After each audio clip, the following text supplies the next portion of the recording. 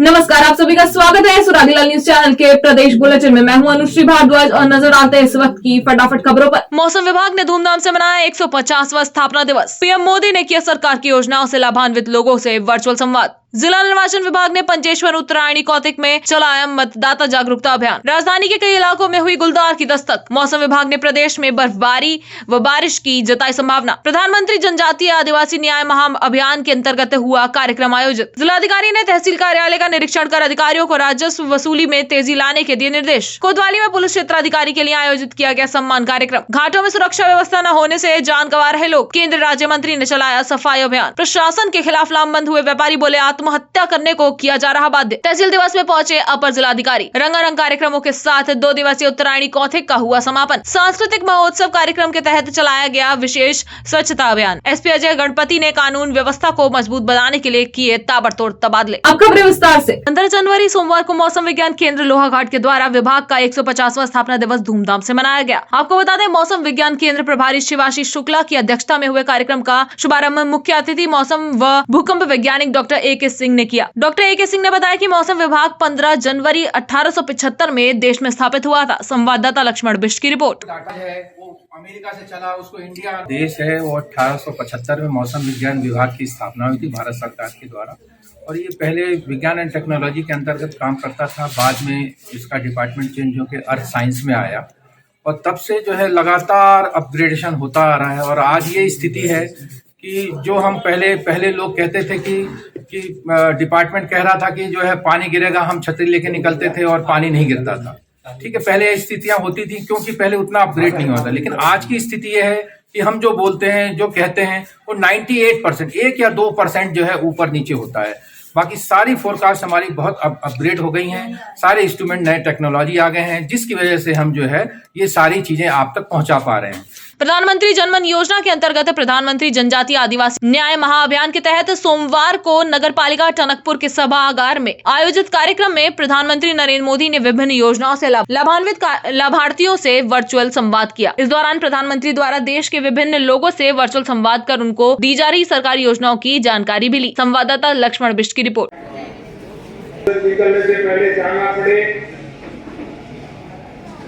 मेरी माताओं बहनों को सम्मान मिले, खाऊंगा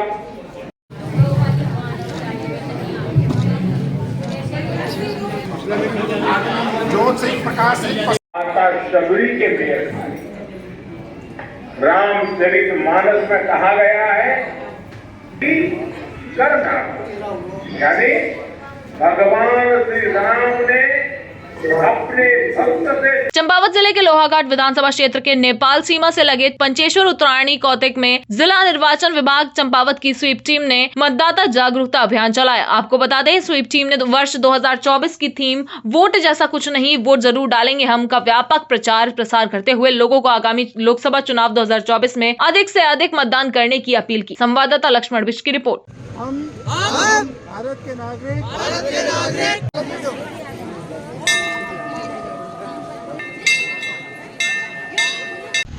आज प्रसिद्ध पंचेश्वर उत्तरायणी कौतिक में जिला निर्वाचन कार्यालय चंपावत की स्वीप टीम के द्वारा लोगों को आगामी लोकसभा सामान्य निर्वाचन में अपने अधिक से अधिक मताधिकार का प्रयोग करने हेतु प्रेरित किया गया। भारत निर्वाचन आयोग के द्वारा इस वर्ष की जो थीम दी गई है, वोट जैसा कुछ नहीं, वोट जरूर डालेंगे हम, इसका व्यापक प्रचार प्रसार के साथ लोगों को यह बताया गया कि हम आने वाले निर्वाचन को भयमुक्त और नैतिक रूप से संपन्न कराने के लिए अपना सर्वश्रेष्ठ योगदान करें और लोकतंत्र को मजबूत बनाने में हम सब अपनी भागीदारी सुनिश्चित करें। राजधानी देहरादून के कई इलाकों में गुलदार की दस्तक की खबर सामने आ रही है। आपको बता दें, स्थानीय लोग खौफ में रहने को मजबूर हैं। दरअसल रायपुर और राजपुर में लगातार गुलदार की मूवमेंट देखी जा रही है, तो वहीं राजपुर के आसपास भी गुलदार कई बार लोगों पर हमला कर चुका है। इसके अलावा रायपुर सहस्त्रधारा रोड पर भी गुलदार को देखा गया है। संवाददाता सुनील राज की रिपोर्ट।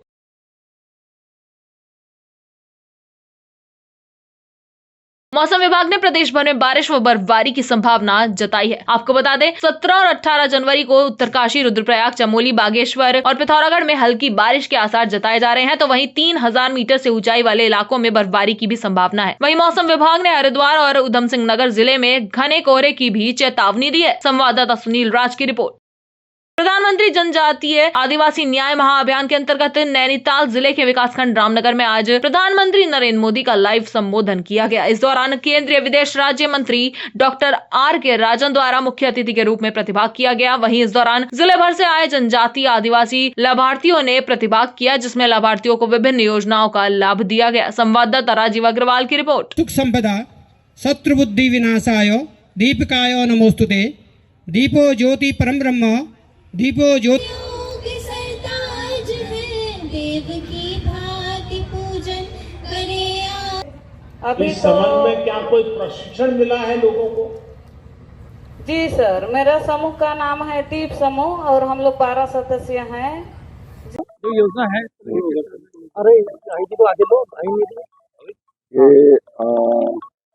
भारत आज़ादी होने के बाद 75 इयर्स उसी तक जनजातियों का उसका कंट्रीब्यूशन, उसका भारत को स्वाधीनता मिलने के उसके कंट्रीब्यूशन तो कोई पार्टी ने और कोई सरकार ने उसको रिकॉग्नाइज नहीं किया। और फिर श्री नरेंद्र मोदी जी 2014 से आने के बाद बिरसा मुंडा के रोल माने उसके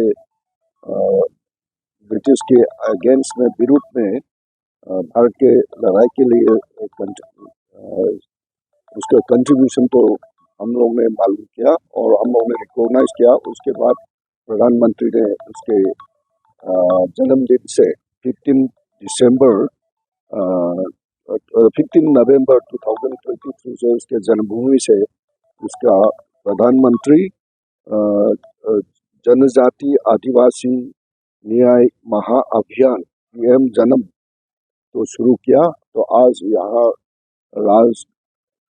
रामनगर में हमारा MLA honourable MLA Diwan Singh के साथ उसकी सुविधा, उसके सेलेक्टेड और उसका बेनिफिशियरी को हम मिलना है, उसके बारे में चर्चा करना है, क्या क्या बेनिफिट देना है तो हम उसी समय में करेगा। चाहे तो एक साथ होनी चाहिए, सब लोग एक साथ बैठना ही नहीं चाहते।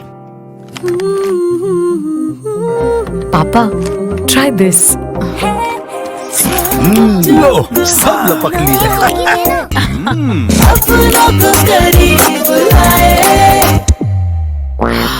ये क्या हाल कर दिया है रूम का? बस कल से चाय मेरे रूम में। देवर पान नमकीन।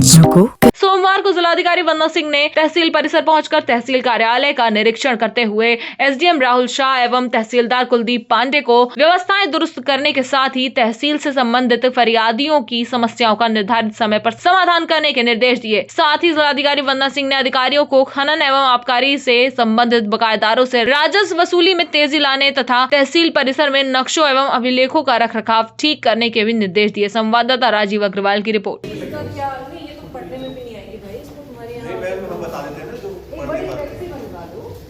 क्या लाने हैं आधार के लिए?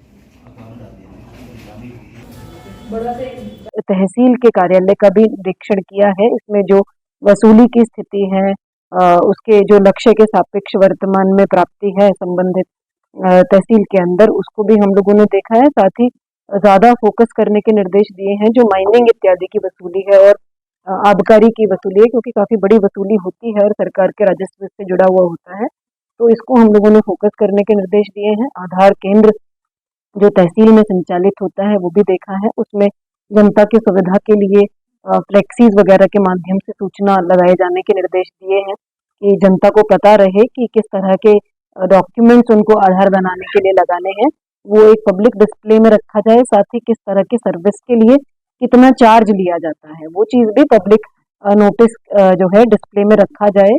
उसके अलावा EVM का अभी, क्योंकि इलेक्शन भी आगामी होने वाले हैं, तो EVM का डेमोन्स्ट्रेशन ट्रेनिंग प्रोग्राम भी यहाँ जो लोग आते हैं विजिट करने के लिए उनके लिए लगातार चल रहा है। उसमें भी हमने जो ऐसे स्थान पर उसको करने के लिए निर्देशित किया है जहाँ ज्यादा जनता उसको एक्सेस कर सके। मतदाता सूची में भी अभी समरी रिवीजन का अभियान क्योंकि चला वर्तमान में, तो जिन लोगों के नाम उसके अंदर जोड़े गए या संशोधित किए गए, ये पब्लिक नोटिस में एक चीज होनी चाहिए कि आप अपना तहसील कार्यालय में आकर कभी भी अपना नाम मतदाता सूची के अंतर्गत चेक कर सकते हैं कि कहीं आपका नाम तो नहीं छूटा है। तो ये सब व्यवस्थाएं तहसील कार्यालय में कराए जाने के निर्देश दिए हैं।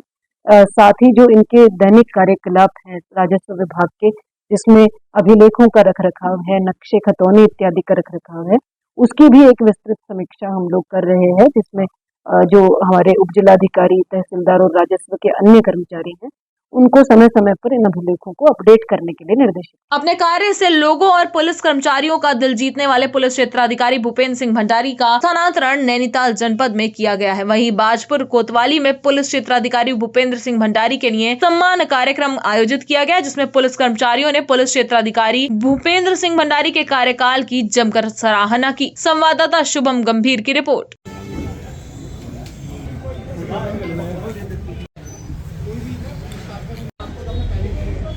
नमस्कार, मैं बाजपुर में करीब 1 साल 5 महीने की सेवा जो है यहाँ पर मेरी हुई है।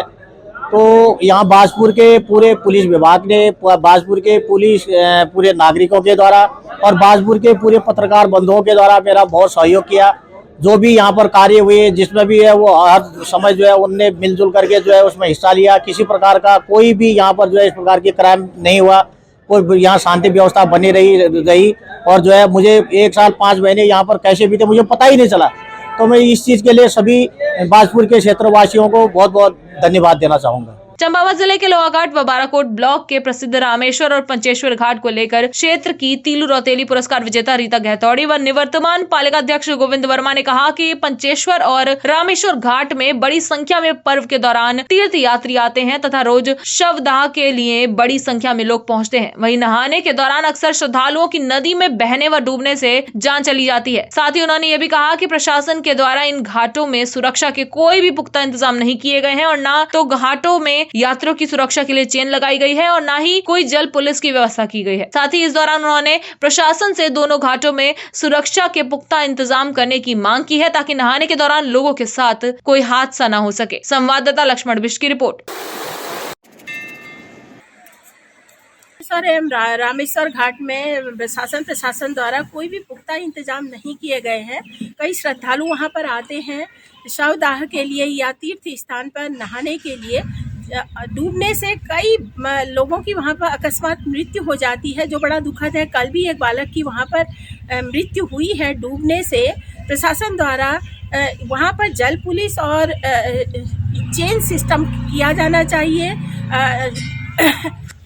प्रशासन द्वारा सुरक्षा हेतु चेन सिस्टम और जल पुलिस का तुरंत इंतजाम किया जाना चाहिए। मेरा प्रशासन से बराबर निवेदन है कि वहां पर तुरंत ही श्रद्धालुओं की सुरक्षा हेतु इंतजाम करें जल पुलिस और चेन के लिए। घाट और पंचेश्वर का जो धार्मिक स्थल है, धार्मिक स्थल के साथ साथ जो अंतिम संस्कार में लोग जाते हैं वो भी घाट और पंचेश्वर में पिथौरागढ़ लगभग 3 जिलों के लोग जाते हैं और वहाँ सुरक्षा व्यवस्था के नाम पर कोई भी ऐसी उपकरण नहीं है और न जल पुलिस की तैनाती है।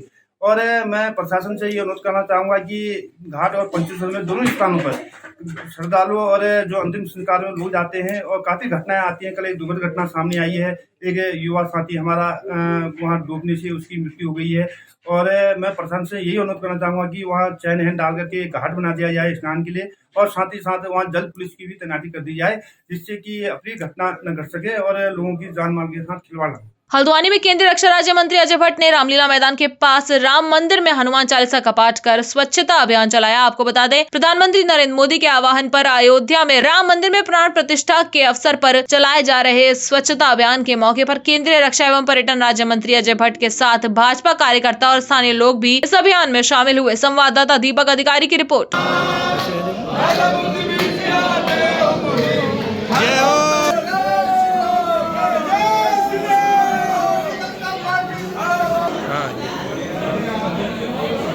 एक मिनट मीटर मान के चलिए, आज हम 100 मीटर बना रहे हैं, ये मान के चलिएगा आज हम लोग मान सरोवर तक अपनी सड़क ले जाने लग गए हैं, जाने लग गई सड़क वहाँ तक। क्या नहीं कर रखे हैं, आज कितने इंजीनियरिंग कॉलेज थे, हमने उसके जोड़े इंजीनियरिंग कॉलेज कर दिए हैं, नई शिक्षा नीति लगा दी है।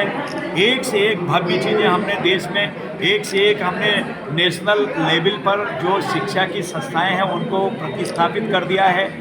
G20 में आपने देखा विश्व हमारी तारीफ कर रहा है। विपक्ष के लोग थोड़ा अपना चश्मा ठीक करें, सब चीज़ बना रहे हैं, राम मंदिर भी बनेगा भव्य। आपको बुरा क्यों लग रहा है? मैं तो प्रभु से प्रार्थना करता हूँ, प्रभु रामचंद्र जी ये विपक्ष के लोगों को कम से कम सुमति दे दीजिए, क्योंकि इनकी सुमति नहीं होगी तो प्रजातंत्र को नुकसान होगा।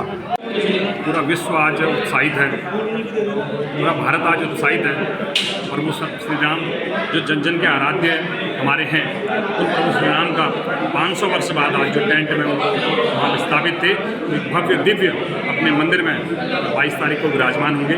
इस निमित्त जो है भारतीय जनता पार्टी के द्वारा भी प्रत्येक मंदिरों में स्वच्छता का कार्यक्रम चला जा रहा है और इसी कार्यक्रम के तहत अपने देश के हमारे यशस्वी मुख्यमंत्री जी ने कैंची धाम में सफाई के कार्यक्रम के माध्यम से उद्घाटन किया था और उसी निमित्त आज हमारे केंद्रीय रक्षा पर्यटन राज्य मंत्री जी यहाँ स्वच्छता के कार्यक्रम आए हैं। और इसके साथ साथ ही 22 तारीख को एक ऐसा आग्रह सभी लोगों से किया है कि दीपोत्सव के माध्यम से 22 जनवरी को भव्य और दिव्य रूप में मनाया जाएगा और प्रत्येक मंदिरों में भजन और कीर्तन के कार्यक्रम भी होंगे। देखिए, इसे ही राम राज्य कहेंगे। जैसे कि हमारे बहुत ही प्रख्यात संगीतकार आदरणीय रविंद्र जैन जी ने एक भजन गाया था कि जिस दिन राम का भवन बन जाएगा उस दिन भारत में राम राज आएगा। आज तक हमने देखा कि कोई भी मंत्री या कोई भी पदासीन व्यक्ति, छोड़िए क्षेत्र के स्वयं के भक्तजन यहाँ पे सफाई करने कभी नहीं आए, किसी मंदिर में नहीं आया। इसी मंदिर में क्या नहीं तो बगल में लोग रहते हैं, सफाई करने आ भी सकते हैं। लेकिन यही राम राज्य है कि राम जी ने देखिए सबकी मानसिकता को कितना प्यारा कर दिया। आज हमें बड़ी प्रसन्नता हुई कि आदरणीय श्रीमान अजय भट्ट जी के साथ साथ क्षेत्र के सभी भक्तजन और भी कई महिलाएं, मातृशक्ति, पुरुष, युवा जो कि आज मंदिर का इन्होंने सफाई अभियान किया और ये हमारे लिए एक बड़ी प्रसन्नता की बात है कि इसे ही राम राज्य कहेंगे। और ऐसे कलयुग में हम राम राज्य देख रहे हैं, इतनी इस बात की पूरे देश के साथ साथ हमें भी बड़ी प्रसन्नता। चाहे तो एक साथ होनी चाहिए, सब लोग एक साथ बैठना ही नहीं चाहते। पापा, ट्राई दिस। लो, सब लपक लिए।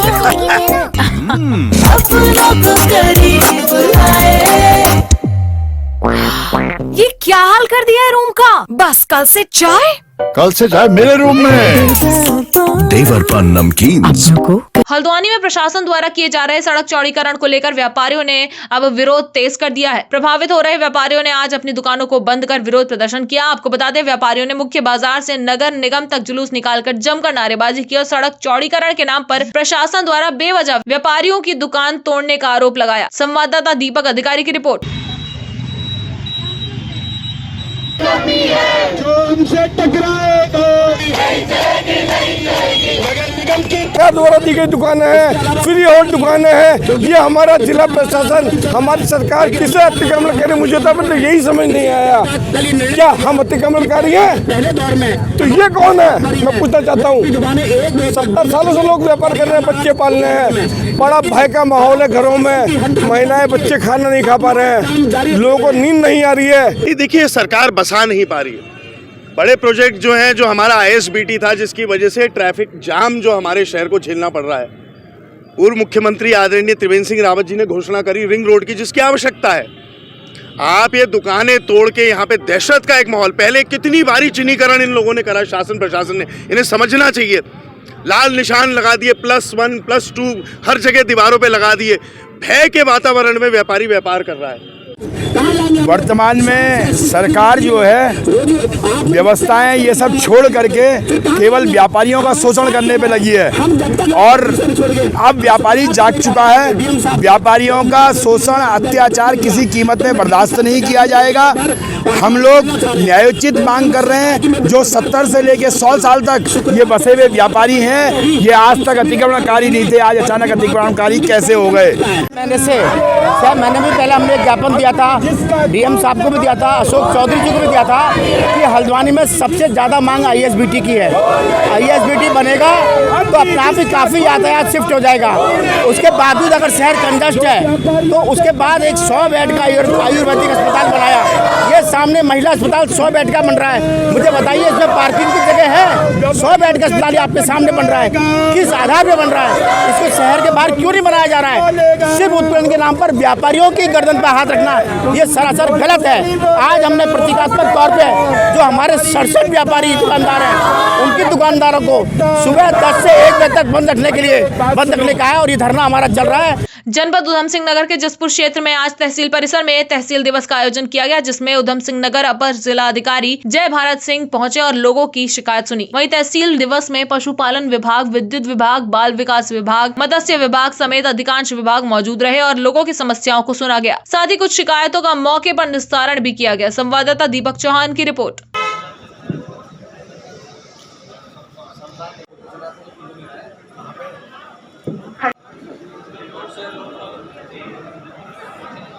कुल 55 शिकायतें रजिस्टर्ड हुई हैं, जिसमें से 28 शिकायतों का निस्तारण कर दिया गया है। ते जो हैं मुख्य रूप से राशन कार्ड को लेकर हैं और कुछ शिकायतें बिजली विभाग से संबंधित हैं, कुछ सरकारी ज़मीन पर अतिक्रमण से संबंधित हैं जो राजस्व विभाग की या PWD की ज़मीन है, और बस इस तरह की शिकायतें हैं जो सामान्य शिकायतें हैं। जो प्रकरण था, एक तो शिकायतकर्ता को कुछ आशंकाएँ थीं टेंडर को लेकर, वो दूर कर दी गई हैं और क्लैरिफिकेशन के लिए जो एक्शन PWD हैं उनसे भी जो अधिप्राप्ति नियमावली है उसके बारे में पूछकर उनको संतुष्ट कर दिया गया है।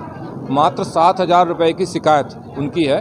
उनका कहना था कि ये जो बिल है वो दुकान एग्जिस्ट नहीं कर रही है, तो उसकी जांच के लिए मैंने निर्देश दे दिए हैं। अगर शिकायत सही पाई जाती है तो संबंधित हैं उनके खिलाफ रिकवरी की कार्रवाई की जाएगी। जो विभाग के लोग उपस्थित नहीं हैं उनको शोकाज नोटिस जारी करेंगे कि क्यों नहीं आए हैं।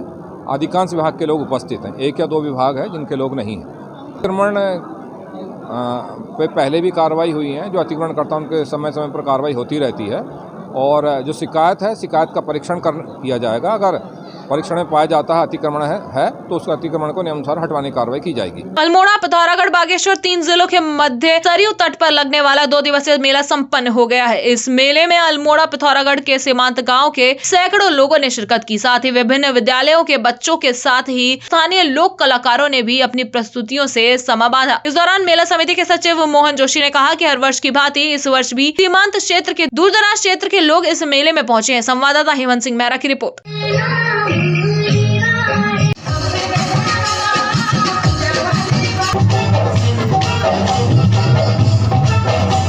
उत्तराखंड के मुख्यमंत्री पुष्कर सिंह धामी के द्वारा 14 जनवरी से 22 जनवरी तक प्रदेश में सांस्कृतिक महोत्सव मनाने के निर्देश दिए गए हैं, जिस पर आज लोहागढ़ तहसीलदार विजय गोस्वामी और नगर पालिका ईओ प्रियंका रैकवाल के नेतृत्व में ITBP, पशुपालन, डेयरी, सिंचाई विभाग और नगर पालिका के कर्मचारियों द्वारा लोहाघाट नगर के जल स्रोतों, नालों, रोडवेज, बस स्टेशन, शिवालय, मंदिर की साफ सफाई की गई। संवाददाता लक्ष्मण बिष्ट की रिपोर्ट।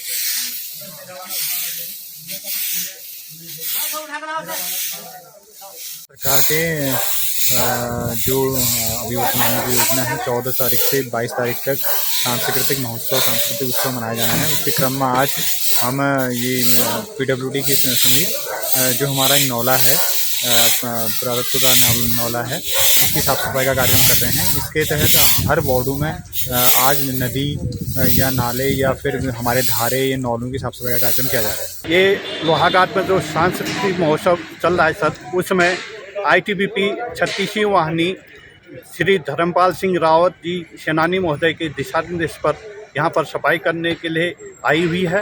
और ITBP पहले भी और भविष्य में भी हमेशा बढ़ चढ़ कर इस कामों में हिस्सा लेती रहती है।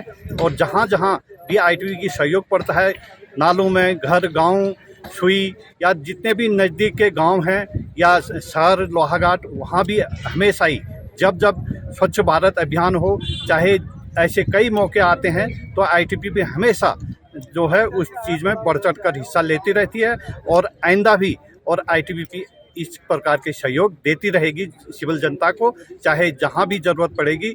एक सफाई अभियान ही नहीं है, हर चीज़ में बढ़ चढ़ कर हिस्सा लेगी ITBP। जय हिंद, जय भारत। हमारा 14 से 22 जनवरी तक जो शासन के आदेशों के क्रम में हमारा एक रोस्टर बनाया गया है, जिसके तहत हर दिन के लिए सफाई कार्यक्रम और अन्य कार्यक्रम भी प्रस्तावित किए गए हैं, जिसमें आज हमारा बस स्टैंड, टैक्सी स्टैंड, नाली और जो भी गार्बेज पॉइंट है उनको सफाई का कार्यक्रम है, जिसके तहत हमने यहाँ पर बस स्टैंड और ऋषेश्वर घाट के पास सफाई का कार्यक्रम रखा है, जिसमें आईटीबीपी के जवान और हमारा सिंचाई विभाग, राजस्व विभाग और जल संस्थान समस्त विभागों द्वारा इसमें पार्टिसिपेट किया गया। चंपावत के पुलिस महकमे में एक बार फिर बड़ा बदलाव हुआ है। एसपी चंपावत अजय गणपति ने जिले की कानून व्यवस्था को मजबूत बनाने के लिए कई चौकियों और थानों के प्रभारी बनाने के लिए कई चौकियों और थानों के प्रभारियों के तबादले किए हैं। साथ ही सभी अधिकारियों को पुलिस अधीक्षक चंपावत द्वारा जल्द से जल्द दी गई जिम्मेदारी संभालने के निर्देश भी दिए गए हैं। संवाददाता लक्ष्मण बिष्ट की रिपोर्ट। इसमें जो भी मार्केट एरियाज है या जो भी ऐसे एरियाज जहाँ पे ट्रैफिक कंजेशन रहता है। आज के लिए बस इतना ही। प्रदेश से जुड़ी सभी खबरों को जानने के लिए जुड़े रहिए सुरागीलाल न्यूज चैनल से। धन्यवाद।